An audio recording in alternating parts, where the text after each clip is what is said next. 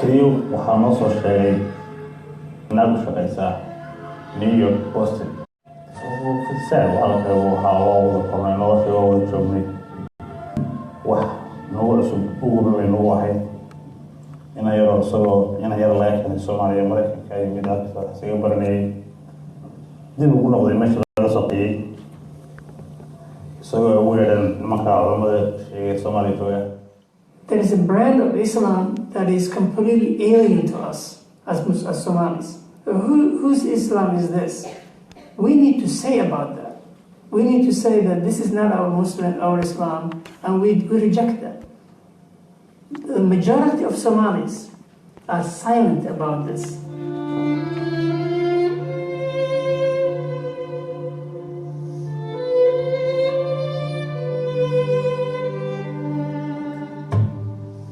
I'm really thankful to Allah that I've never felt that I was, I couldn't live here because of my hijab, that I couldn't do what I needed to do, that I couldn't be successful in school, that I think a lot of what the fortunes that I've had is because of my faith. Well, I mean, I always feel bad for this is happening to my community and, you know, to the Somali youth. You know, my friends, most of them, a lot of them I know that are in jail, but yeah, you know, I always, you know, looked at it as, you know, this is, you know, the land of the opportunity, basically. You know, it's either you shoot yourself in the foot or no, you start spraying and you run, you know. So I look at it as, you know, it kind of motivated me in a way, and saying that, you know, I have to, you know, I represent my people, the whole Somali community. And another person, we can do anything, basically. You know, we're not hard-headed, but we are well committed. We came to this country with, you know, holding our kids on our back, going through all the camps and stuff like that. Some people do, but it just kind of, you know, if you're committed, if you really want to strive this, you know, you all just give it a fair, you know, just go along with it. If not, there's probably somewhere else you go. America, there's a lot of opportunities, and there's a lot of, you know, struggles you go through. And also, we talked about this youth terrorism.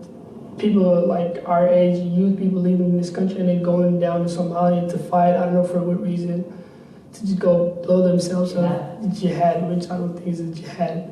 You know, they tell us it's a jihad, but I don't see a way, or I don't see any evidence it's a jihad. Our loyalty is to this country, but not to the extent where, oh, let's go back and kill our people. And it shouldn't be the other way around either, where you go back from living in this comfort zone, and, you know, and you have, especially us who are 18, 19 years old, we have no business, from my standpoint, of going back and trying to do something about something that we have no business to, you know. I mean, I would understand if you were already over there and they killed it was directly impacted you. Some of your family members were killed, raped, tortured, or whatever. I understand.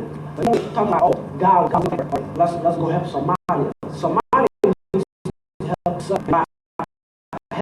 The way we help Somalia is make something out of ourselves. I think that America is not necessarily melting pot. It's you know, kind of like a soul. It's not asking us to lose ourselves. I love it. I consider it, and I feel like, you know, be opportunity I don't go anywhere else, you know, chance to be educated, you know, for free, and you know, that's one thing that, you know, you can't get it from anywhere else, you know, and that's just I appreciate it. You know, I can't say more about it, you know, how much I love being, you know, calling myself Somali American, you know. So I want to build myself to go back and help build my country. I feel like this is my country, but I feel like this is where, like, I see myself living for the most part. I'm not gonna lie to myself and say I'm going back home. If things change, I would love for it to change, and I want to go back and visit my family. 99% of my family is so extended. And I like that when work there. If anything, they need some people that are educated, are willing to make a difference. Doctors, lawyers, whatever your profession might be, you're basically kind of bring something to you that is lacking. It's not just like people that are willing to learn about like educated people that are willing to make a difference or are going there just to help others or better that country. So the more of us that get a good education here and go back, the better it will be for that country.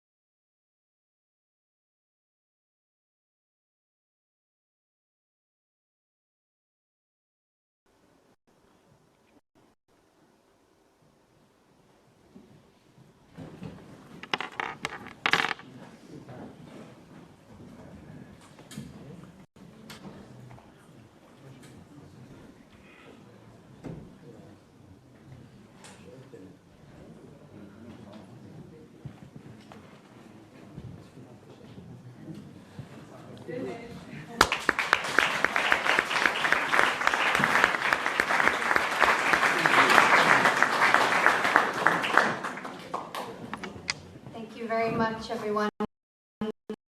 We're going to start the discussion now with the panel, not just on supplementary, but on supplementary. And if you wouldn't mind during this, just for a couple of minutes, put the tables back here again.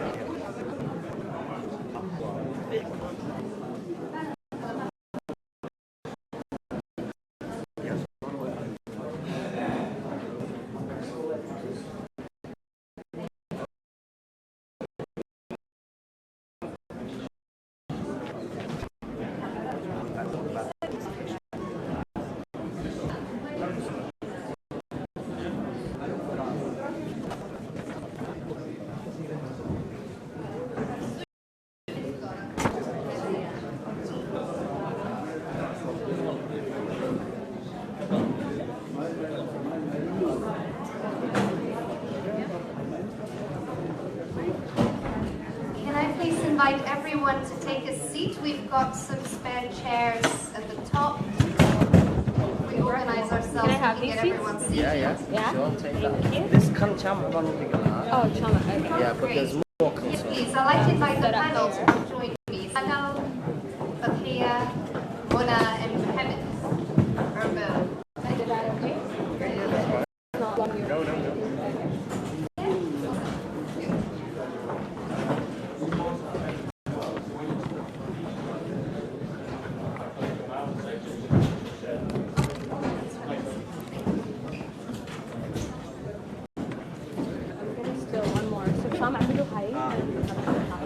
Well, as the audience has been so patient with us, we're going to give you just a few seconds to all get seated. In the meantime, I forgot to give you opening. Can I please ask you to turn your mobile phones off? You went off, so please switch it off.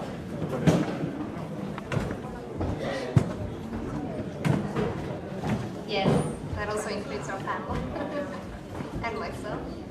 Great.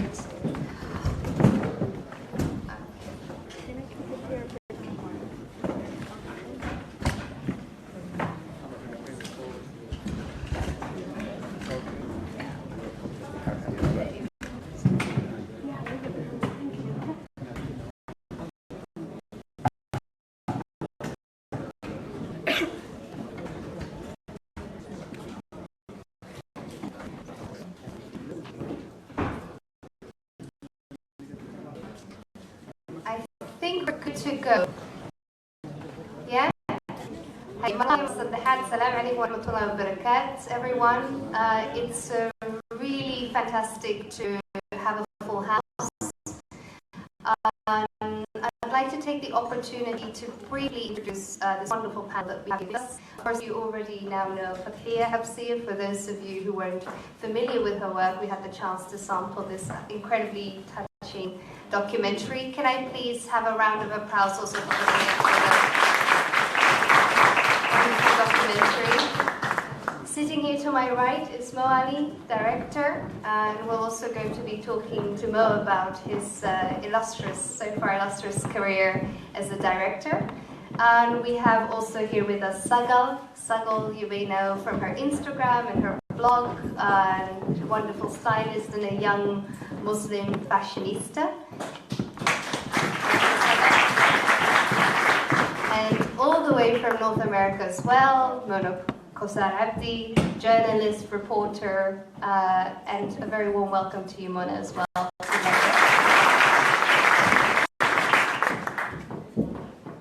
Fantastic. Now, I think you will all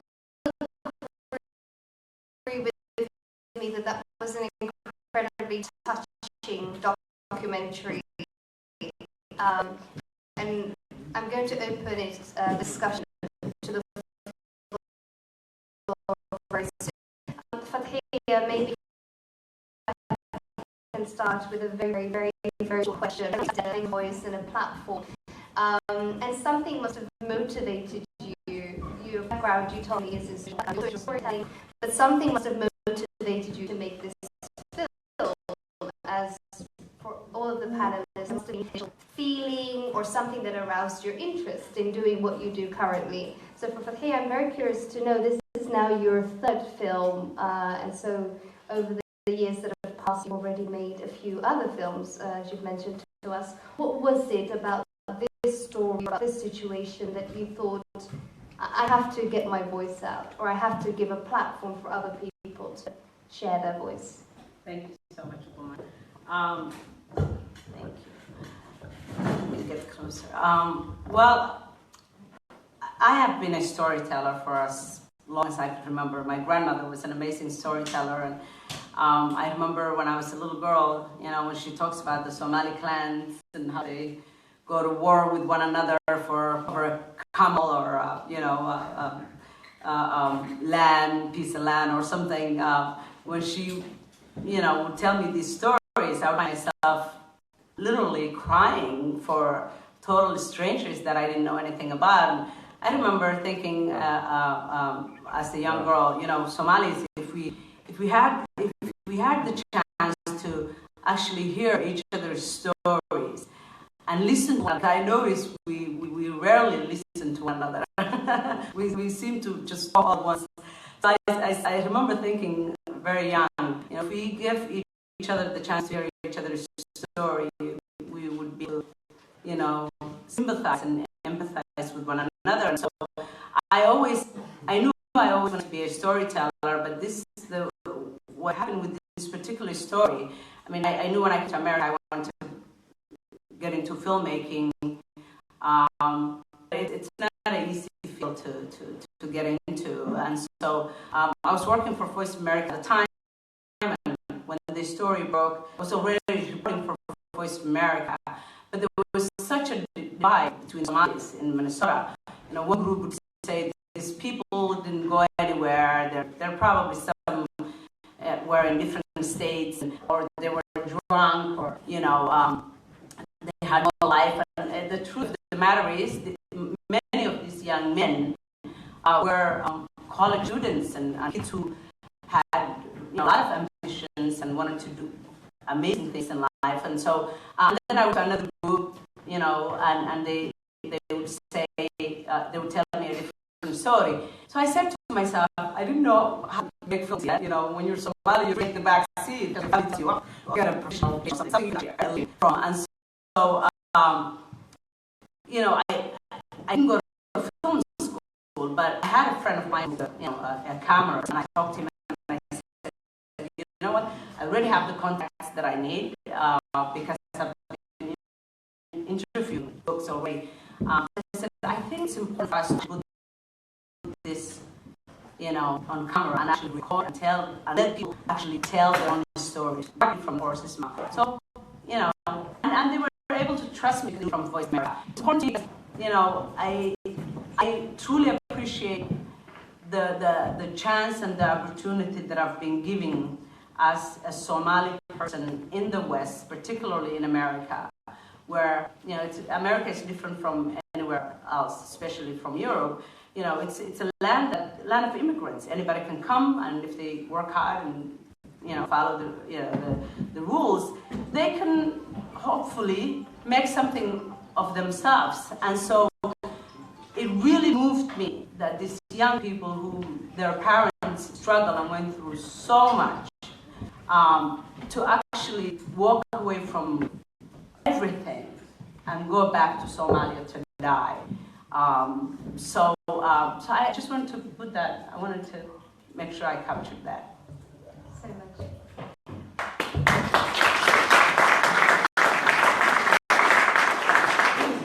We're very happy that you were so brave to tackle such a big topic, such a complicated topic for your first documentary. But it also goes to show that if there's, you know, if there's something that motivates you, that nothing can stop you. Mona, maybe if I can get your thoughts a little bit on how you entered your field. It's one thing to be studying journalism and to have the aspirations to become a journalist, but it's something completely different to be able to actually work, as he said, in your vocation. And you are with a very big network, a well-known network.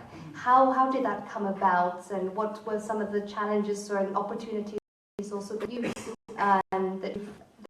were faced with? Definitely. So, like Lakia, I wanted to be a storyteller from a young age. It was especially, talking about politics and news. It was something that was a big deal in my family. I can remember from an early age watching the news and watching the election cycle with my dad and my mom, and it was really a big deal for me to, just sit there and watch it with them. So I majored in communications and political science, so, eventually get into journalism. But it was a pretty rough transition because I didn't go to school that was journalism based. So I'm kind of behind in that sense, but I interned at actually before that, I started my own online news platform because I didn't have experience. I didn't have an internship under my belt. So I ended up starting my own online news platform, just talking about news, sports, politics, wherever I could talk about. And then I got an internship at a local ABC affiliate. And that's where I literally had to dive in, learn about what a VOSAL was, what a package was, how to put a story together, what made a story compelling. And it was boot camp for me, because again, I was starting a little bit behind. But also, I knew that I didn't want to stay there. I wanted to be able to be in front of the camera, really tell the story, put the whole story together, interview people who I wanted to interview. And so, in order to do that, you just can't have a paper resume and say, hey, I'm qualified for the job. I had to put together a actual visual reel. So, and so I was working 7, 8-hour shifts, longer than that, and then going out with a local reporter, going out shooting stand-ups, doing all the work with them, and then coming back and, maybe 10 seconds in front of the camera just to show them, I got the story, you hear my voice, and sending it out. And I got hired by an ABC station in Virginia. And it's been amazing since. I mean, I get to do it every single day. I think that is when I realized the storytelling. That's when I realized the power of journalism. Every day I get to meet someone new. I just put it on a platform that I don't have access to. They have an issue. I need stories that involve public officials. They go on, they run these platforms, and they say they're going to do X, Y, and Z. And people's lives depend on it sometimes. And so going out there and hold accountable if that's not what you do. We have a big presidential election coming up as well, so I've been busy with politics. But I think you mentioned some of the adversities that we face. I think one of the biggest adversities is fighting for stories that I want to cover, stories that are important to me, my community, whether that be the Somali community, the Muslim community, whether that be the African American community, women.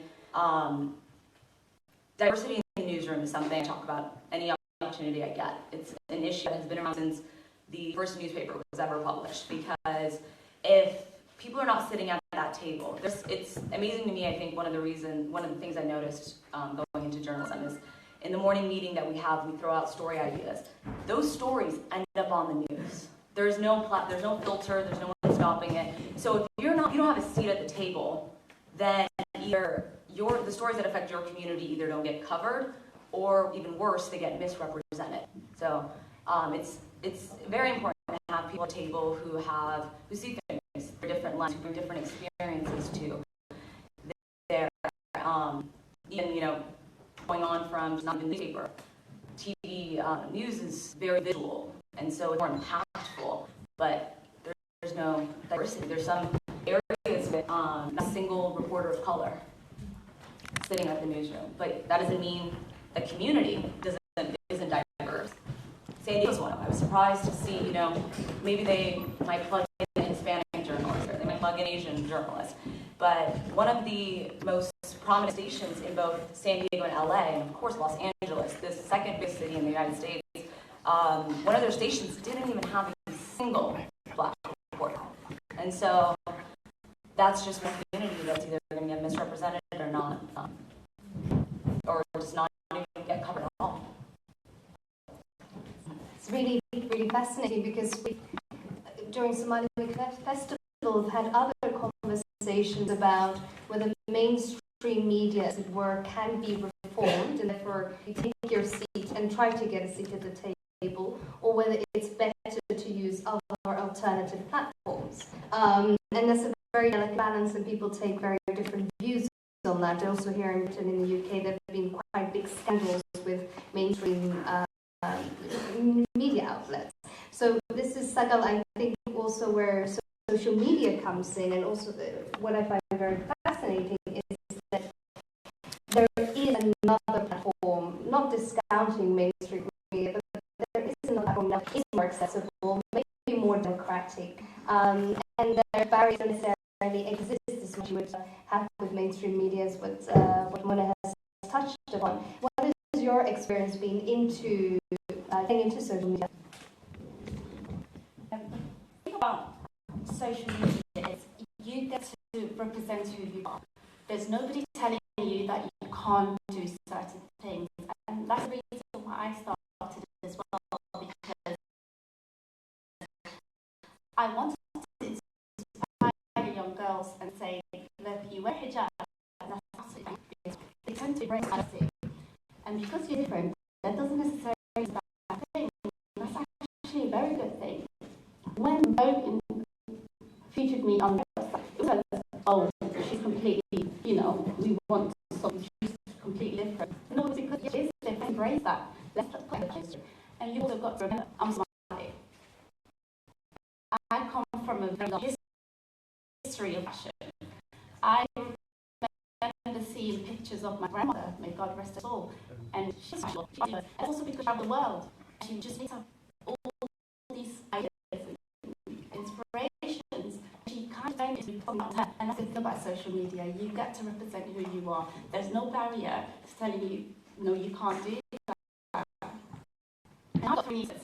Obviously, I want them to know that you can grow up and you can be in the fashion industry, and it doesn't mean that if you wear a hijab, you're confined to just that space. No, it means that you can be so many different things.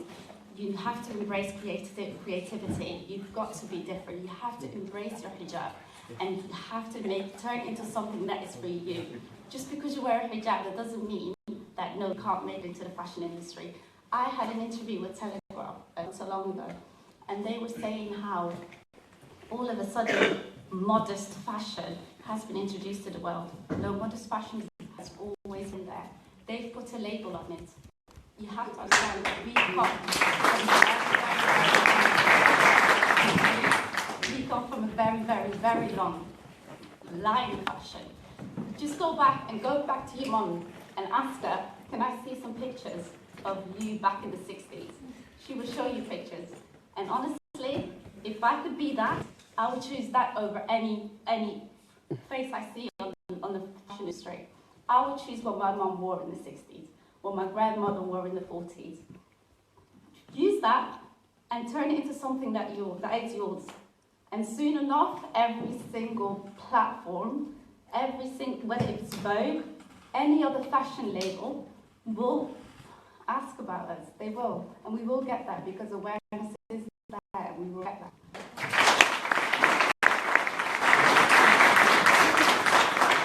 Absolutely miraculous, Saga. But what I think both Mona also seem to be indicating is you've created your own opportunities. You didn't just sit there and wait for acceptance or to be invited to the table. You had to actually initially prove yourself and set up your own base, whether it's your fan base and people who follow you, whether it is your visual resume. So that shows that you have to also do something to be heard. Mo, sitting here with me, you are probably, as a feature filmmaker, in a very, very tough industry. And even more so, particularly when we talk about BME, Black and ethnic minority representation. What has your experience been like? What was the journey for you? And why did you want to take on such a difficult challenge? Assalamu alaikum. How I started was I mean, for me, my background was, I lived in a poor place in Saudi Arabia, and the only thing that I could mentally do was escape from the boring, mundane, poor life that I had, was watch films like Rambo and Terminator, and it's silly, but it's the only thing that I could escape with my mind. And all my life, I wanted to kind of create that and kind of like make films. So I came to London, tried to do the whole college thing, studied media for 2 years, then went into university through the work, not my qualifications, actually my work that took me to university. But then in uni, I found out one thing in film, which was the teachers that were teaching me weren't filmmakers. So I didn't want to learn from them. So I came back to London and I just worked for 3 years for free as a runner. And a runner is someone that makes cups of coffees on set, carries camera equipment. You work about 14 hours a day.